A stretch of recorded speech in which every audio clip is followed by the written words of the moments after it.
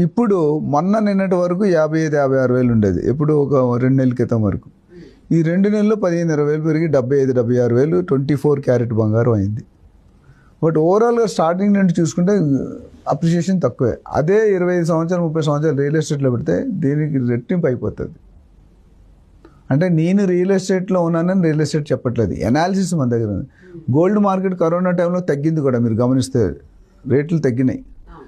Share market collapse అయింది. నాకు తెలిసిన ఒక మిత్రుడు 6 కోట్లు పెట్టాడు, 6 సంవత్సరాలు పెట్టి వారుస్తున్నాడు. ఒకే రాత్రి 4.5 కోట్లు పోయింది ఒక నైట్. ఓకే. ఆ నెల రోజులు బయటికి అంటే అండర్ గ్రౌండ్ వెళ్ళిపోయాడు. 4.5 crores అనేది ఒక నార్మల్ మనిషికి చాలా పెద్ద అమౌంట్ అమ్మా.